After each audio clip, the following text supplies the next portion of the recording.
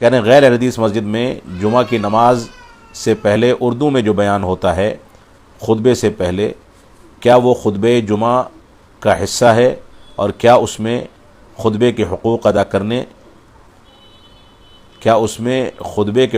کرنے ہیں؟ بارک اللہ فیکم۔ دیکھیں، ان کا سوال ہے اہل الحدیث کا کہ ہمارے احناف بھائیوں کی مسجد میں جمعے کے دن جو خطبہ ہوتا ہے وہ خطبہ نہیں ہوتا، یعنی خطبہ صرف عربی زبان میں ہوتا ہے، اور خطبے اور اذان سے پہلے ایک بیان کے نام سے اردو زبان کا ایک درس ہوتا ہے یا بیان ہوتا ہے۔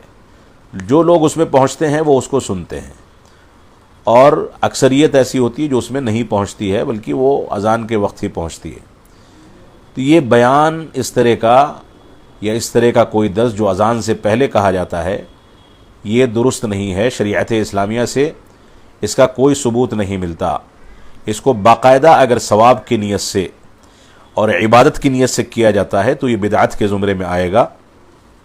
لہذا اس طرح کی چیزوں سے ہم کو بچنا چاہیے، اور اس طرح کے بیانات سے ہم کو بچ کر کے توبہ کرنی چاہیے۔ اور جمعے کا خطبہ جو ہے وہ اصل میں اذان سے لے کر کے امام کے خطبہ دینے تک ہے۔ پہلا خطبہ اذان کے وقت شروع ہوگا، اور اس کے بعد امام بیچ میں بیٹھے گا اور دوسرا خطبہ دے گا، اس کے بعد اقامت ہوگی، پھر وہ نماز پڑھائے گا۔ یہ جمعے کا طریقہ ہے جو رسول اکرم صلی اللہ علیہ وسلم اور صحابہ اکرام اپنایا کرتے تھے، لہذا یہی طریقہ اپنایا جانا چاہیے۔ اس کے علاوہ اس سے پہلے جو بیان دیا جاتا ہے یا کوئی دوسری شکل اگر کہیں اختیار کی جاتی ہے تو یہ ساری کی ساری شکلیں درست نہیں ہیں۔ قرآن و سنت اور سلف صالحین سے اس کا کوئی ثبوت نہیں ملتا ہے۔ جمعے کی نماز کا جو خطبہ ہے وہ خطبہ عربی زبان میں دینا اصل میں احناف کے ہاں ضروری ہے۔ اس وجہ سے ان لوگوں نے عوام کے مد نظر اس طرح کا ایک سلسلہ نکالا ہے، جبکہ ایسا کچھ بھی نہیں ہے کہ اردو میں خطبہ نہیں دیا جا سکتا۔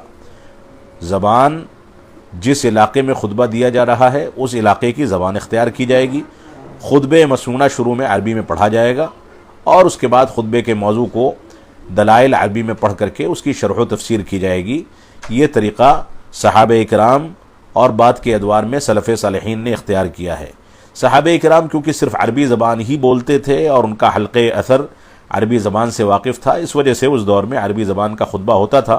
لیکن اللہ کے نبی صلی اللہ علیہ وسلم نے زید بن ثابت رضی اللہ تعالیٰ عنہ کو عبرانی زبان سکھائی، یہودیوں کی زبان، تاکہ اس میں وہ جا کر کے دعوت و تبلیغ کر سکے۔